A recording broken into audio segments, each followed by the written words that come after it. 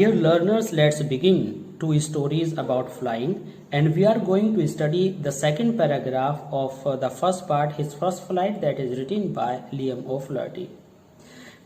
In this Hindi version lecture आप जानेंगे इस स्टोरी को हिंदी में। हम आपको थोड़ा सा बता दें कि पैराग्राफ नंबर 1 में क्या लिखा था। पैराग्राफ नंबर में लिखा था कि एक यंग सीगल था और वह सीगल बहुत ज़्यादा डरता था, जबकि उसके ब्रदर्स एंड सिस्टर्स अच्छे से फ्लाइट करना सीख गए थे। वे उड़ते थे, खेलते थे, खाते थे और मज़े करते थे, लेकिन ये छोटा सीगल नहीं उड़ पा रहा था और ये बहुत ही एंग्विश और घुटन का शिकार था। उसके पेरेंट्स ने कई बार उसको चेतावनी दी, लेकिन वह उड़ नहीं पा रहा था। अब आइए देखते हैं इस सेकंड पैराग्राफ में क्या होता है। तो पहले पैराग्राफ का आप यहाँ पर टाइटल दे सकते हैं nature of the young seagull. अब यहाँ पर सेकंड पैराग्राफ है, पहले इसको अच्छे से स्टडी करते हैं और स्टडी करने के बाद हम जानेंगे कि इसका क्या मीनिंग हो सकता है, इसका हम क्या टाइटल रख सकते हैं। देखिए, दैट वॉज 24 आवर्स एगो, ये बात 24 आवर्स पहली है। कौन सी बात की बात कर रहे हैं? जब सीगल के पेरेंट्स, ब्रदर्स एंड सिस्टर उसको छोड़ करके उड़ गए थे और वह 24 घंटे से भूखा था। सिंस देन, तब से nobody had come near him, उसके पास कोई नहीं आया था। द डे बिफोर, उस दिन से पहले, ऑल डे लॉन्ग, पूरा दिन, he had watched his parents, उसने अपने पेरेंट्स को देखा था, फ्लाइंग अबाउट, इधर उधर उड़ते हुए। यहाँ अबाउट का मतलब बारे नहीं बल्कि इधर उधर उड़ते हुए है। हम जो अंडरलाइन कर रहे हैं इन बातों को आप एक वोकेबलरी का पेज बना लेंगे और उसके ऊपर ये सब नोट करते रहेंगे। With his brothers and sisters, अपने भाइयों और बहन के साथ। Perfecting them in the art, अपनी इस उड़ने की कला में परफेक्ट होते हुए। अब आप सोचेंगे कि परफेक्ट तो एडजेक्टिव होता है, लेकिन यहाँ पर जो यूज किया गया है ये तो वर्ब की तरह से है। तो dear learners, please you come to know कि परफेक्ट वर्ब की तरह भी यूज हो सकता है और परफेक्ट एडजेक्टिव की तरह भी यूज हो सकता है। तो वह अपने आप को एक्सपर्ट कर रहे थे फ्लाइंग की आर्ट में, आर्ट ऑफ फ्लाइट में। कौन कौन कर रहे थे अपने आप को परफेक्ट? उसके 2 ब्रदर्स और एक सिस्टर, ठीक है। और एक ये स्वयं यहाँ पर बैठा है, तो कितने ब्रदर्स हो गए टोटल? 3। सिस्टर क्या कितनी है? 1।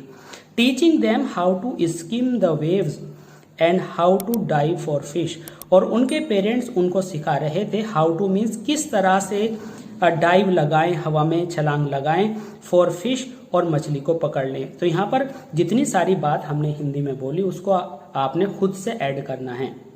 It means her parents were making them learn how to dive and catch fish. He had, in fact, seen his elder brother catch the first herring. Herring is a type of fish. यहाँ पर आप देख सकते हैं a soft finned sea fish, जो कि खाने में इन बर्ड्स को पसंद है और ये सॉफ्ट फिन्ड होती है। ये बहुत डिफिकल्ट नहीं होता है इन बर्ड्स को खाना। तो हरिंग क्या है? एक स्पीशीज ऑफ फिश है, जो आप यहाँ से अच्छे से समझ सकते हैं। तो इसके भाई ने पहली हरिंग को पकड़ भी लिया एंड डिवाउर इट। डिवाउर का मतलब है भर कर खाना, मुंह भर कर खाना। डिवाउर का मतलब है इस तरह से खाना कि बिल्कुल ऐसा लगे जैसे बहुत ही ग्रीडी है और बहुत ही भूखड़ है। तो ईट ग्रीडली सेवियरली, यानी बहुत ज्यादा मुंह में पानी आकर के बड़ी बेताबी के साथ खाना डिवाउर होता है। स्टैंडिंग ऑन अ रॉक, और वह तो चट्टान पर खड़ा हुआ था, नीचे जा नहीं सकता था। While his parents circled around, जबकि उसके जो पेरेंट्स थे उसके इर्द गिर्द चक्कर लगा रहे थे। Rising a proud cackle, rising means उनकी तेज आवाज राइज कर रही थी, निकल रही थी। अ प्राउड कैकल यानी पेरेंट्स अपने उस बर्ड के, जो बेबी बर्ड था जो कि इस वाले बर्ड से बड़ा था, के शिकार करने पर बहुत ज्यादा प्राउड फील कर रहे थे और केकल, और उस पर चिरपिंग कर रहे थे, उस पर साउंड्स निकाल रहे थे। यहाँ पर आप समझ सकते हैं कि उसके उस पहले शिकार करने से उसके पेरेंट्स बहुत ज्यादा गर्व महसूस कर रहे थे। And all the morning the whole family had walked about on the black plateau midway down the opposite cliff, taunting him with his cowardice. यहाँ पर हमने सीखा कि जब 24 घंटे हो गए, अगला दिन निकला, तो वो पूरी फैमिली में कौन कौन है, 2 ब्रदर्स हैं, एक सिस्टर है, फादर है, मदर हैं, वो जो वहाँ पर आगे प्लेट्यू था उसके आगे जो Midway down the opposite Cliff means peak, Cliff means next rock, जो दूसरी रॉक और इस वाली लेज के बीच में जो बीच में गैप था, नीचे समुद्र तक जाता था, वहाँ पर वह उसको taunting means laugh at, taunting means make a joke of somebody, यानी किसी का मजाक उड़ाना, किसी पर कमेंट कसना। तो वे वहाँ पर इस यंग सीगल का, जो कि इस लेज पर बैठा हुआ था, का मजाक उड़ा रहे थे। तो यहाँ पर मजाक उड़ाने का जो रीज़न था, अगर आपको क्वेश्चन आ जाए व्हाई वर दे टॉन्टिंग, तो आप लिखेंगे they were taunting because they wanted to make him excite so that he may try to fly. They were not negative in their attitude. They were just trying to show opposite that can incite the seagull and he may take a good flight. Taunting him with his cowardice, और वह उसकी cowardice means timidity. cowardice का दूसरा meaning आप लिख सकते हैं timid में ईटी लगा दे तो timidity हो जाएगा, DITY timidity, और वह उसकी उस कमजोरी पर हंस रहे थे, उसका मजाक उड़ा रहे थे। पैराग्राफ 3, तो इस वाले पर आप क्या लिखेंगे, इसमें आप लिखेंगे activities of the family, activities of the family.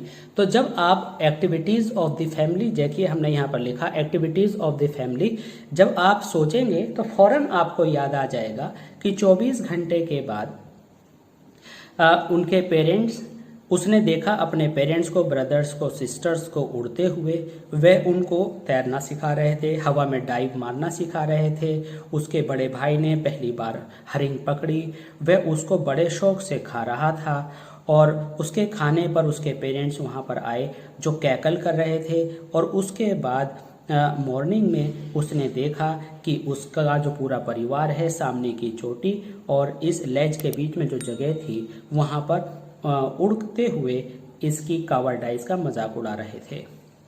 अब शुरू करते हैं paragraph number 3। The sun was now ascending the sky.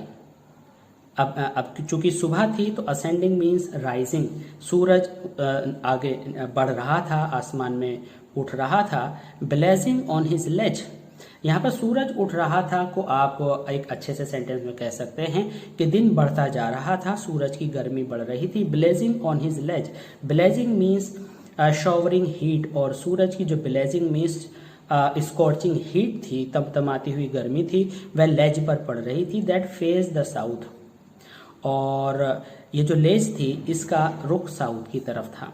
He felt the heat because he had not eaten since the previous nightfall। और आप जानते हैं कि जब कोई कमज़ोरी में होता है, वीकनेस में होता है, तो उसे सभी चीज़ें ज़्यादा हर्ट करती हैं। तो इसी तरह से प्रीवियस नाइटफॉल मतलब पिछली रात होने से लेकर अब तक ही हैड नॉट ईटन, उसने कुछ नहीं खाया था, इसलिए उसको हीट वगैरह का एहसास ज़्यादा हो रहा था। तो वह गर्मी को बहुत ज़्यादा महसूस कर रहा था क्योंकि उसने प्रीवियस नाइटफॉल से कुछ नहीं खाया था। नाइटफॉल इवनिंग कह सकते हैं, जब से अंधेरा होना शुरू हुआ था। तो यहाँ पर आप इस पैराग्राफ का नाम लिख सकते हैं ब्लेजिंग सन। ब्लेजिंग सन, ब्लेजिंग सन से आपको याद हो जाएगा कि जैसे जैसे दिन आगे बढ़ा गर्मी होती गई और उसको गर्मी महसूस हो रही थी। उसकी पहाड़ी का जो दिशा थी वो साउथ की तरफ थी और पिछली रात से कुछ न खाने की वजह से उसे गर्मी महसूस हो रही थी। अब हम आते हैं पैराग्राफ नंबर 4 पर। He stepped slowly out to the brink of the ledge. उसने फिर धीरे धीरे से, ब्रिंक मीन्स द मार्जिन, किनारे की तरफ, लेज मीन्स उस चट्टान के किनारे की तरफ उसने आना शुरू किया। स्टैंडिंग ऑन वन लेग, और वह फिर एक टांग पर खड़ा हो गया। आपने इस कंडीशन में बर्ड्स को कभी बहुत ही तसल्ली में देखा होगा जब वो एक पैर उठा करके पंखों में छिपा लेते हैं और एक पैर को पानी में डालकर खड़े रहते हैं। Leg with other leg hidden under his wings, ठीक है। ही क्लोज्ड वन आई, उसने एक आंख बंद कर रखी थी, और देन द अदर, और कभी वह दूसरी आंख बंद कर लेता था। ठीक है, अब हम यहाँ पर आते हैं and pretended to be falling asleep, और वह ऐसा दिखाने की कोशिश कर रहा था कि जैसे वह सो रहा हो। देखिए यहाँ पर है प्रिटेंडिंग। प्रिटेंडिंग का मतलब है मेकिंग एक्सक्यूज, फॉल्स डिस्प्ले, झूठा दिखावा। तो वो किसको दिखावा, क्या क्या लगता है आपको कि वह प्रिटेंड क्यों कर रहा था? क्योंकि उसका जो फैमिली है वह उसका वहाँ मजाक उड़ा रहा था, तो वह दिखाना चाहता था कि वह बहुत ही कूल है। There is no problem in his heart और mind. Still they took no notice of him. उसके पेरेंट्स तो पेरेंट्स हैं, उसके जो सिस्टर्स एंड ब्रदर्स हैं वो बड़े हैं, तो वो जानते थे कि वो उसका छोटा भाई, उनका छोटा बच्चा क्या दिखाना चाहता है, तो उसलिए उन्होंने इस यंग सीगल को नोटिस नहीं किया। तो आप देख रहे हैं कि पेरेंट्स बच्चों की सभी एक्टिविटीज़ को अच्छे से जानते हैं। बच्चे बचपने में जो छोटी मोटी दिखावे हरकतें करते हैं, पेरेंट्स को वह पता रहता है।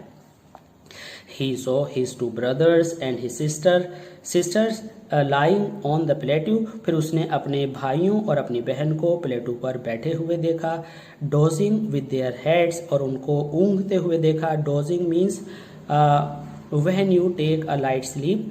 Sunk into their necks। necks मतलब आपने बर्ड्स को देखा होगा कि वे अपने मुंह को अपनी गर्दन में को झुकाकर आंख बंद करके खड़े रहते हैं। तो संक का जो वर्ड मीनिंग, लिटरल मीनिंग है, उसका मतलब है डूबना, लेकिन यहाँ संक का मतलब है छिपाना, जो कि अपनी नेक्स में अपनी बीक्स और हेड्स को छिपाकर सो रहे थे। His father was preening the feathers. Preening का मतलब होता है making an effort to maintain feathers. आपने देखा होगा सर्दियों में और अक्सर कि बर्ड्स अपने जो फेदर्स हैं उनको फैलाते हैं और अपनी बीक से उनको अलग अलग साफ करने की कोशिश करते हैं। It means they try to beautify them. वह अपने आप को अडोर करते हैं और उनकी सफाई करते हैं। तो फादर क्या कर रहे थे? फादर प्रीनिंग कर रहे थे अपने फेदर्स की ऑन हिज वाइट बैक। अपने जो आप जानते ही हो कि जो सीगल है वाइट होते हैं, तो अपनी वाइट बैक पर। Only his mother was looking at him. अभी इस तरफ केवल उसकी माताजी का ध्यान इस यंग सीगल पर था। She was standing on a little high hump, वह थोड़ी ऊंची हम्प कुछ ऐसा होता है जैसे आपने ऊंट का जो बैक के ऊपर का हिस्सा होता है उठा हुआ होता है, इसी तरह से प्लेटू पर एक राइस था, एक वहाँ पर ऊंचा उठा हुआ हिस्सा था जिस पर वह मदर बैठी हुई थी। हर वाइट ब्रेस्ट थर्स्ट फॉरवर्ड। अब ये एक नई एक्टिविटी है बर्ड्स की, जो गर्दन के नीचे का हिस्सा होता है जो पेट की तरफ को आता है, तो वो हिस्सा उसने फुला रखा था। Thrust forward, thrust means to push, forward means to the front side, और जैसे पंख फैला करके बर्ड्स बैठ जाते हैं, उसने अपने पंख फुला रखे थे गर्दन के पास के। ऑन द प्लेट्यू पर। Her white breast, okay. Now and again means again and again she tore a piece of fish that lay at her feet. और वो क्या कर रही थी? उसने एक मछली पकड़ी हुई थी और उसको टुकड़ों में वह तोड़ रही थी। And then scraped each side of her beak on the rock. और उनके तिनके करके उनके स्क्रैप बना करके वह चट्टान पर रख रही थी। The site of the food मैडन्ड him. और साइट मीन्स इस सीन ने, फूड के इस सीन ने, इस दृश्य ने उसको पागल कर दिया। आप जानते हैं कि जब आपको बहुत ज़्यादा भूख लगी हो और सामने कोई बहुत अच्छा खाना बन रहा हो तो दिल बेचैन हो जाता है। वही कंडीशन खाने को देखकर उस बर्ड की थी। How he loved to tear food that way. उसे कितना अच्छा लगता था इस तरह से खाने को टीयर करना, यानी जो कि मछली थी। Scraping his beak now and again to whet it. अभी वैट क्या है? आपने कभी नाइफ को पत्थर पर घिस करके तेज किया है? उस तरह से अपनी बीक को कभी ऐसे और कभी ऐसे करके उसने घिसना शुरू किया। किसी भी बेबी बर्ड का इस तरह से अपनी बीक को घिसना, वैटिंग करना, ये इंडिकेट करता है कि that baby is very hungry. लेकिन उसकी मदर ने उसकी तरफ ध्यान नहीं दिया, हालांकि वो दिखाना चाहता था कि वह कितना हंग्री है। आइए इसको हम यहाँ पर टाइटल देते हैं। यहाँ पर हम देते हैं, ठीक है, एक्टिविटीज। अभी हमने ऊपर भी लिखी थी, यहाँ पर थोड़ा बदल देंगे, ठीक है। यहाँ पर आप लिखेंगे activities of the family while taking rest.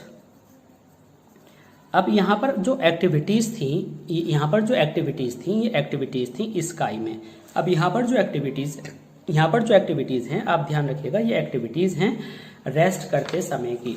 तो आप यहाँ पर ये अच्छे से समझ पाएंगे कि कौन सी एक्टिविटीज़ की हम यहाँ पर बात कर रहे हैं। इस तरह से हमारा यहाँ पर पैराग्राफ नंबर 4 पूरा होता है और यहाँ से पैरा 5 शुरू होता है। इस पैरा 5 को आप देख पाएंगे हमारे अगले लेक्चर में। और इस सीरीज़ को देखते रहने के लिए आप सब्सक्राइब कीजिए हमारे चैनल और ऐसी क्लासेस ऑफ इंग्लिश लैंग्वेज को, और लाइक कीजिए, शेयर कीजिए, और अगर कोई भी आपको क्वायरीज को कुछ पूछना है तो आप कमेंट सेक्शन में लिख सकते हैं। Thanks for being with us. Thanks.